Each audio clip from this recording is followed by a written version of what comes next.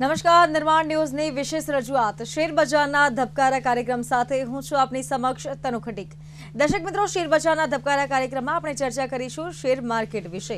આગામી દિવસોમાં કેવા બદલાવો આવી શકે છે, શેર માર્કેટમાં ગઈકાલે માર્કેટ કેવો રહ્યો, તમામ બાબતે ચર્ચા કરીશું। ગ્લોબલ લેવલે શું ચર્ચાઓ અત્યારે ચાલી રહી છે, રોકાણકારોએ કઈ કઈ બાબતોનું ધ્યાન દેવું જોઈએ, વિસ્તૃતમાં ચર્ચા કરીશું। અને આ ચર્ચા માટે આપણી સાથે જોડાયા છે share market expert Hareshbhai Motiyani. Hareshbhai, આપનું નિર્માણ ન્યૂઝ પર સ્વાગત છે। ગુડ મોર્નિંગ અને નમસ્કાર દર્શક। શરૂઆત કરીએ શોની હરેશભાઈ, પહેલા તો ગઈકાલે માર્કેટ કેવો રહ્યો અને રોકાણકારોએ કઈ કઈ બાબતોનું ધ્યાન દેવું જોઈએ, આપની પ્રતિક્રિયા। ગઈકાલે માર્કેટ ધાર્યા પ્રમાણે રહ્યો। મારા એક્સપેક્ટેશન હતું કે માર્કેટ શરૂઆતમાં કારણ કે જે ન્યૂઝ હતા એ ન્યૂઝથી નેગેટિવ ઓપન થશે અને ક્વાઇટ પોસિબલ એક થોટ એવો બી હતો કે નેગેટિવ ઓપન થશે ને પછી બાઉન્સ થઈ જશે।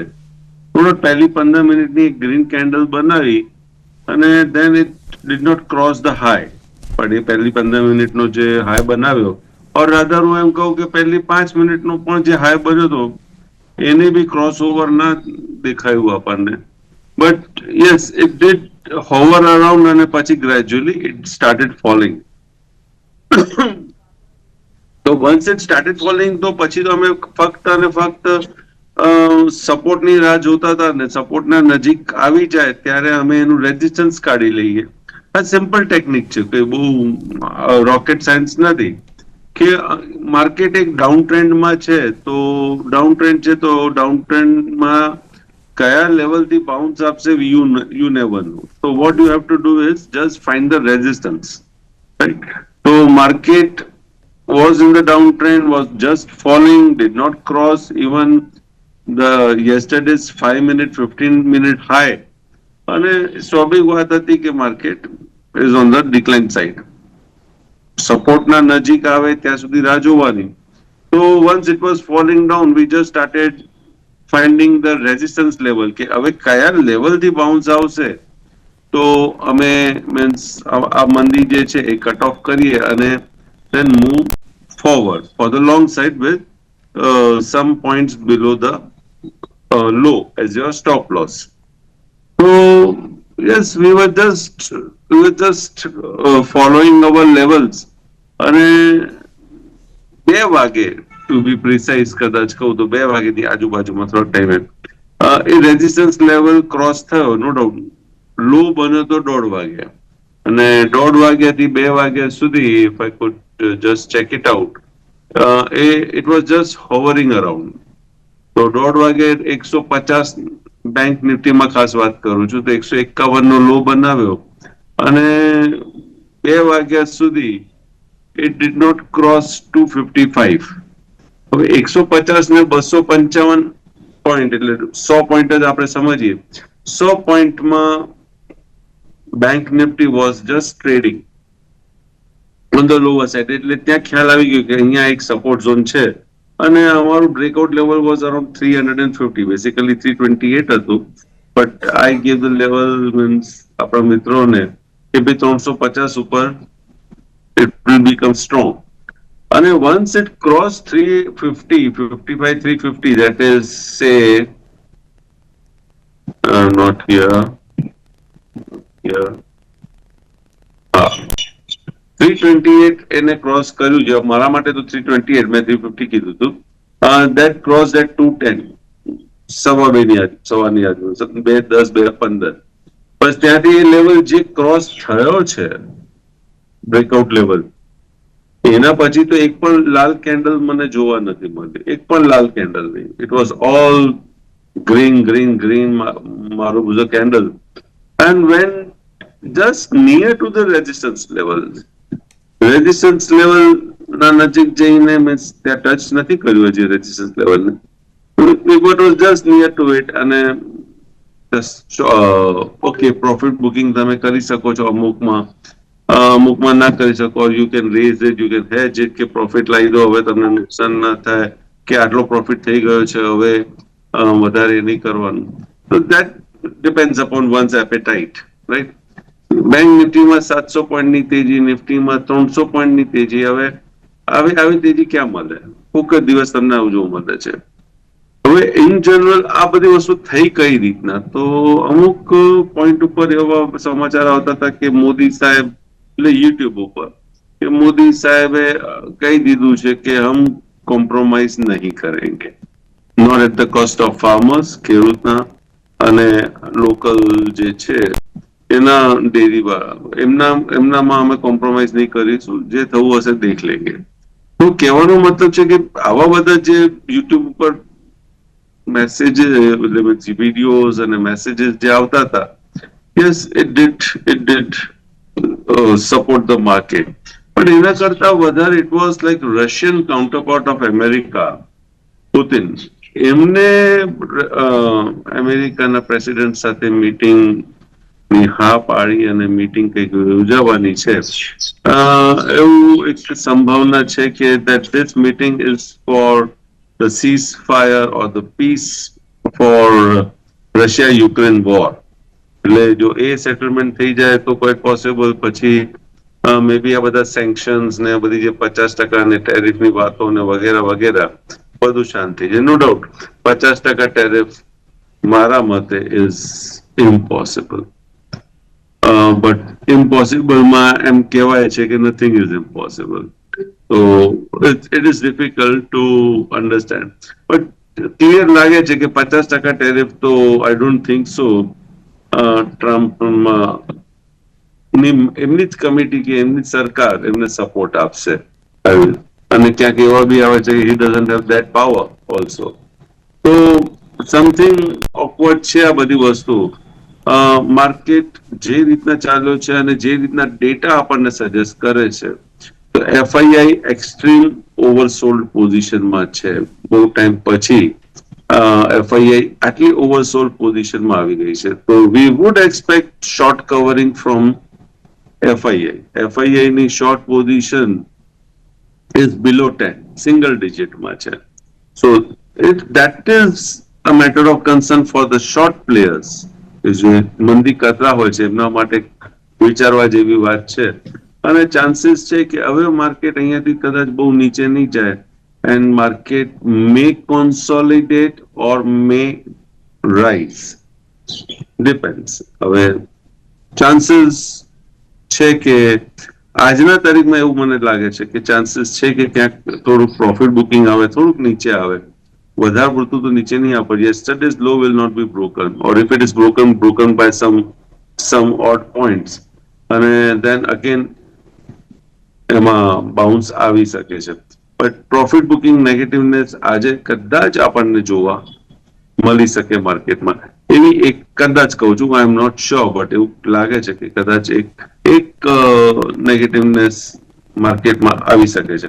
એના પછી જ્યારે આ જે એક રેન્જ બની જશે અને રેન્જમાં બ્રેકઆઉટ આવી જશે, then again we may have a good bounce. That can take the market to 25,500, 600 also in the near term. So let's see what happens.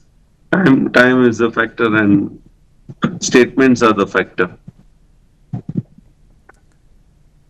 જી, અને હરેશભાઈ અત્યારે ખાસ ટેરિફને લઈને પણ ચર્ચાઓ ચાલી રહી છે. શું ટેરિફની આમાં અસર દેખાશે કે કેમ? અને ખાસ કરીને અત્યારે રોકાણકારો પણ ક્યાંક અત્યારે ચિંતામાં મુકાઈ રહ્યા છે. ઘણા એવા સોશિયલ મીડિયા પર સ્ટેટસ અને વિડીયોઝ પણ આવી રહ્યા છે કે ટેરિફ જે 50% લાદવામાં આવ્યું છે તેની પર અસર થવાની છે. તો 50% હવે જો એના અંદર તમે ડીપમાં ઉતરશો ને તો ઇન્ડિયા યુએસમાં એક્સપોર્ટ કેટલું કરે છે, પહેલી વાત આપણે ગણીએ તો એ $86 બિલિયન છે. It's a big figure, right? Big figure. $86 billion આપણે એક્સપોર્ટ કરીએ છીએ. હવે $86 બિલિયન માં 50%નો જે ટેક્સ છે એ કઈ બધા ઉપર નથી. દાખલા તરીકે ફાર્મા છે તો ફાર્મા પર નથી, સ્માર્ટફોન તો સ્માર્ટફોન ઉપર નથી. હવે ફાર્મા, સ્માર્ટફોન મીન્સ અધર દેન આ બધા એમના જે એક્ઝેમ્પશન્સ એમને આપ્યા છે એ એક્ઝેમ્પશનનું આપણે ટોટલ કરીએ ને કે એના સિવાયની જે આપણે ટોટલ કરીએ, I think that is hardly $30 billion. તો 86 માંથી 30 મીન્સ 33% ઉપર જ એમને 50%નું ટેરિફ ઘોષણા કરી છે કે ભાઈ અમે આ ઇન્સ્ટ્રુમેન્ટ મીન્સ આ પ્રોડક્ટ્સ ઉપર અમે 50% ટેરિફ. તો દેટ 30% જે ટેરિફ વાળા પર્સન છે એ ઇફેક્ટ થશે, ત્યાં તમને મે બી કદાચ તમારું જે સેલ્સ ફિગર છે ઓછો થશે. But what about the rest? એ હજી પણ 50% નથી આવ્યા. તો ત્યાં એક પોસિબિલિટી છે. અને this is what effective from 28th, if I could recall it right. 28 તારીખથી છે અને 25 તારીખે અમેરિકાની ટીમ અહીંયા આવી રહી છે. તો એનીથિંગ કેન હેપન. બટ આના ઉપર બહુ ભરોસો કરવો મીન્સ આ બધી પોઈન્ટ ઉપર ટેરિફની ખાસ કરીને ડીટી ફેક્ટર ઉપર ભરોસો બહુ વધારે મુકાતો નથી. ઇટ ઇઝ બેટર કે ભાઈ ઇન્ટરડેમાં તમે જોઈ લો, અને લોંગ ટર્મ તો મેં તમને કીધું છે કે long term story is always good. as on date it is always good unless until you get some wrong announcement. તો હું તો એમ જ પ્રિફર કરીશ કે જે પોઝિશનલ પ્લેયર્સ છે ઓન ડિક્લાઇન તમે ખરીદી કરો. જઈને તમે એનએસસી માં જઈને તમે ડેટા ચેક કરો કે એફડીઆઈ ની ઇન્વેસ્ટમેન્ટ ક્યાં થઈ રહી છે, એફડીઆઈ સેલિંગ ક્યાં કરી રહી છે, એફડીઆઈ નું સેલિંગ ક્યાં ઓછું થઈ રહ્યું છે, ક્યાં વધી રહ્યું છે. થોડુંક સ્ટડી કરો તો એટલે તમને બધી વસ્તુ તમને ખ્યાલ આવી જશે કે ક્યાં રોકાણ થવું જોઈએ અને ક્યાં રોકાણ ના થવું જોઈએ, અને ક્યાં તમને રિટર્ન મળવાની શક્યતા થોડીક વધારે છે, ક્યાં કેવી છે. એ બધી વસ્તુ એનએસસી તમને આપે છે. સવાલ એ છે કે એનએસસી ની વેબસાઇટમાં જઈને તમારે થોડીક મહેનત કરવી પડે, કે તમારે આ બધું નોલેજ લઈને તમારે આ બધી વસ્તુ શોધવી પડે, જોવી પડે, અને તો જ તમને ફાયદો મળે. બાકી બેઠા બેઠા તો જો સિલ્વર સ્પૂન તમને જોઈતું હોય તો આપણે કોઈક એવા ઘરમાં જન્મ લેવાનું હોય કે સિલ્વર સ્પૂન આપણને આપણા હેરિડિટીમાંથી આપણને મળતું હોય, means born with the silver spoon થવું પડે. એ આપણે નથી થયા. તો yes we have to work hard, we have to apply our brain, we have to learn. Yes we have to. આપણે જ બધું કરવું પડે. તમે કોઈના ઉપર નિર્ભર રહીને નથી રહી શકતા. અને હું સાચી વાત કહું તનું, કોઈના ઉપર ડિપેન્ડ બી ના રહેવું જોઈએ. કોઈના ઉપર ડિપેન્ડ બી ના રહેવું જોઈએ. કારણ શું છે કે આજે એક વ્યક્તિ હોય છે, એવા કેટલા હું મેસેજીસ જોતો હોઉં છું, તેમાં મેસેજીસમાં કઈ રીતે મેસેજ આવે છે. ભાઈ હું નિફ્ટીમાં ખાસ વાત કરું, 30 મીન્સ તમે આ લેવલે ખરીદો, દાખલા તરીકે તમે 900 માં ખરીદો, તમારો ટાર્ગેટ 930, 950, 970 પૂરા. હવે ભાઈ મારામાં, અને સ્ટોપ લોસ શું? તો સ્ટોપ લોસ તમારો 800 નો. તમે ઉપરમાં 100 પોઈન્ટ આપો છો, પછી 100 પોઈન્ટ તમે કટકે આપો છો, અને તમે સપોર્ટમાં તો સીધા 100 પોઈન્ટ તમે થઈ જાઓ છો કે આ ભાવે ખરીદો ને 100 પોઈન્ટ નો સ્ટોપ લોસ ને તમને આ બધું મળે. તો એ એવા એપિટાઇટ વાળા બી વ્યક્તિઓ હોય છે. રાઈટ? આવા મેસેજીસ જો ફરતા હોય, મીન્સ આવા મેસેજીસ લેવા વાળા વ્યક્તિ પણ છે. તો આ બધી વસ્તુ ખાસ જોવાની છે. એટલે ડિપેન્ડ્સ અપોન યોર એપિટાઇટ. હવે તમે જો જાતે લર્ન કરો અને પછી તમે નક્કી કરો કે તમારે કેટલું કમાવું છે, એ પ્રમાણે તમે તમારું જોખમ લો, એ પ્રમાણે તમે આગળ વધો, ઇન્વેસ્ટમેન્ટ કરો. સિમ્પલ છે. અને શીખવું હવે એટલું ડિફિકલ્ટ નથી. તને બહુ ફ્રેન્કલી વાત કરું, હવે એટલું ડિફિકલ્ટ નથી. અમારા ટાઈમમાં મીન્સ મેં ટેકનિકલ શરૂ કર્યું ત્યારે ગુજરાતમાં મારા ખ્યાલ મુજબ કોઈ નહોતું. મારે શીખવા માટે મારે બી મહારાષ્ટ્રમાં નાગપુરમાં એક વ્યક્તિનો કોન્ટેક્ટ કરવો પડે. હું ઘણા બધા કોન્ટેક્ટ કરતો હતો, ઘણી બધી જગ્યાએ હું શીખ્યો છું. પણ નાગપુરના એક વ્યક્તિ હતા જેમને મને થોડુંક વ્યવસ્થિત હજી બી કહીશ. એના પછી શીખતા દેન હું ઘણા બધા પાસે ગયો, પછી ઘણા લર્નેડ વ્યક્તિઓને મળ્યો, એમને ફીસ આપી, બધું કર્યું. અને ત્યારે જઈને આજે મારા પાસે હજી બી હું કહું છું કે આઈ એમ નોટ ફુલ્લી વર્સ્ડ, રાઈટ? આમના અંદર એટલું ડીપ નોલેજ છે, મીન્સ છે કે આઈ એમ નોટ ફુલ્લી વર્સ્ડ, પણ જેટલું બી મને આવડે છે ઓકે. બટ આ બધી વસ્તુ શીખવી પડે, તમારે ધગશ લગાડવી પડે, તમારે મહેનત કરવી પડે, સમજવું પડે. બાકી જસ્ટ કોઈના ઉપર બેસીને, કેમ કે એમનો થોટ પ્રોસેસ અલગ હોય છે. બીજા એક વ્યક્તિ છે કે જે મેસેજ આપે છે કે તો એમના 500 પોઈન્ટ નો સ્ટોપ લોસ છે ને ટાર્ગેટ તમારું 2000 પોઈન્ટ, 3000 પોઈન્ટ કે 300 પોઈન્ટ નો સ્ટોપ લોસ અને પોઈન્ટ તમારો 1500 પોઈન્ટ.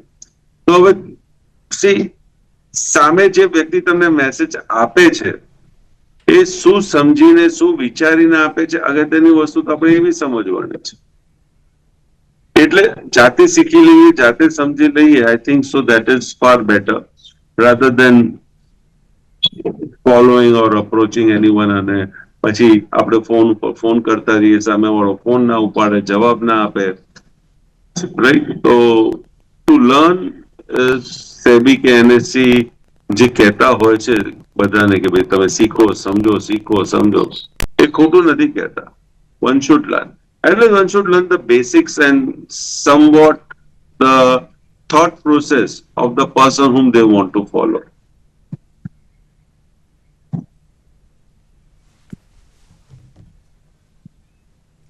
જી, આગળ ઇન્સ્ટ્રુમેન્ટ પર ચર્ચા કરી લઈએ. અત્યારે બેન્કિંગ સેક્ટરમાં HDFC bank.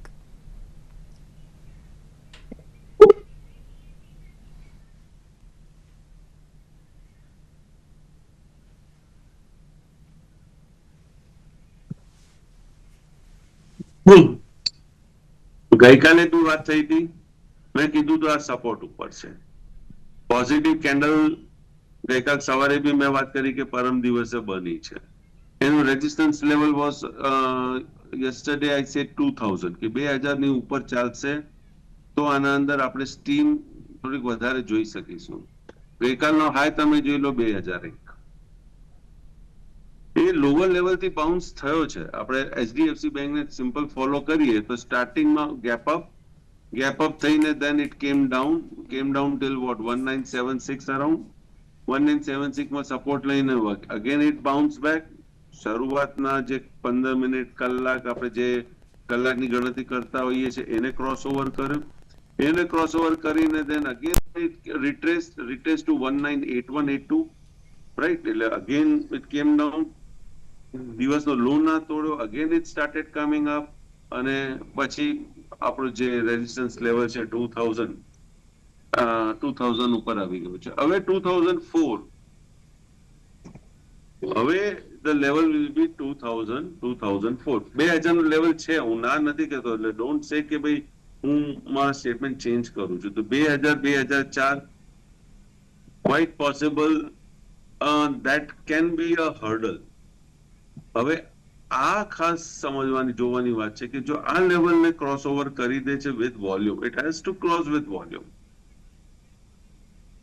then every possibility 2037 or 2040, એ 2035 થી 2040 ની તમે રેન્જ ગણી શકો છો. તો 2004 હવે એક અગત્યનું એક હર્ડલ છે, સ્પીડ બ્રેકર છે. એ ક્રોસ કરશે તો 2035 થી 2040.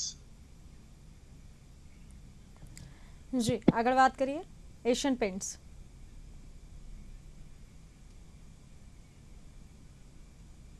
એશિયન પેન્ટ ઉપર આપણે ગઈકાલે બી ચર્ચા કરી હતી. આઈ વોઝ પોઝિટિવ, કેમ કે ગઈકાલે જે પ્રમાણની કેન્ડલ, પરમ દિવસે જે કેન્ડલ બની હતી, તો we were positive, we said hold it. આજના તારીખમાં બી એ જ સિચ્યુએશન છે. પણ ગઈકાલે જે ઉછાળો આવ્યો છે એમાં વોલ્યુમ ઓછો છે. આ એક થોડુંક મેટર ઓફ કન્સર્ન હું કહી શકું છું. હવે આને અંદર હું ઇન્ટરડે ચાર્ટમાં આવું તો yes, it followed the Nifty and Bank Nifty. It crossed yesterday's first hour high. It crossed day before yesterday's high. બંને ક્રોસ થયા છે. ચાન્સીસ છે અહીંયા હજી એક રાઇઝ ના ચાન્સીસ છે. હવે that rise can come till what? તો ગઈકાલના હાઈની ઉપર જો ટકી જાય, ગઈકાલની હાઈની ઉપર જો ટકી જાય તો એક રાઇઝ આમાં છે. Positional rise can take it to 2660 to 2670 positional. Intraday માં આમાં હું નહીં આપી શકું, તો don't ask for that. Positionally, yes, it can go to that level. અહીંયા તમારો સપોર્ટ જે રહેશે, તો સપોર્ટ બી હું તમને આપું તો that would be 2460. So 2460 on the weekly closing basis will be your support, and possible target will be 2665 around.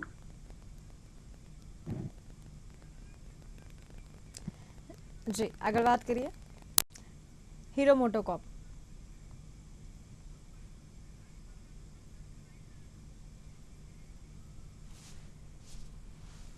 Hero મોટોકોર્પે ગઈકાલે એક વોલ્યુમ સાથે એમાં ઉછાળો આવ્યો છે, તો that is very positive. Intraday માં જોઈએ તો સવારથી જ it was positive. So intraday positive, daily closing બેસિસમાં જોઈએ તો બહુ સરસ મજાનો positive. Weekly again it cross the breakout point. Monthly ચાર્ટમાં એ રેઝિસ્ટન્સ પર આવી ગયો છે. 4631 નો રેઝિસ્ટન્સ છે, હાઈ બનાવ્યો છે 4674, બંધ આપ્યું 4660. એટલે રેઝિસ્ટન્સ ના નજીક આવીને and it has closed above the resistance. So something positive. On the long term, હું વિચારું તો long term માં yes, it is on hold, it was on hold. Long term જે 3 થી 5 વર્ષના ટ્રેડર છે એમના માટે the breakout level was 3150. તો 3150 જ્યારે ક્રોસ કર્યું છે એના પછી 3150 એને ક્યારે દેખાયો નથી અને 3344 સુધી આવીને again it has started bouncing. So 3300 એક લોંગ ટર્મ ટ્રેડર માટે જે 3-5 વર્ષના ટ્રેડર્સ ઇન્વેસ્ટમેન્ટ કરીને બેઠા છે એમના માટે હવે જે નજીકનો સપોર્ટ છે એ 3344 નો છે.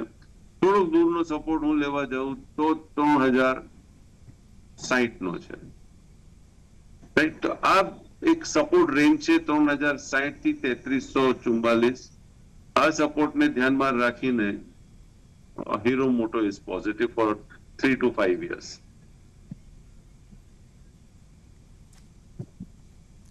જી, તો આજે જે પણ ઇન્સ્ટ્રુમેન્ટ વિશે ચર્ચા થઈ એમાં આપનો કોઈ પર્સનલ ઇન્ટરેસ્ટ? જે બી ઇન્સ્ટ્રુમેન્ટ વિશે ચર્ચા થઈ છે મારું ક્યાં કોઈ પર્સનલ હોલ્ડિંગ નથી. જે અમારા મિત્ર, સગા સંબંધી, ફેમિલી મેમ્બર ટ્રેડિંગ ને ઇન્વેસ્ટમેન્ટ કરતા હોય છે, કારણ કે ફેમિલી મેમ્બર ઇન્વોલ્વ છે તો આપ મારો ઇનડાયરેક્ટ મેસેજ ત્યાં જોઈ શકો છો. જી હરેશભાઈ, અમારી સાથે જોડાવા બદલ આપનો ખૂબ ખૂબ આભાર. Thank you. દર્શક મિત્રો, હાલ કાર્યક્રમમાં બસ આટલું જ. મને આપશો રજા. નમસ્કાર.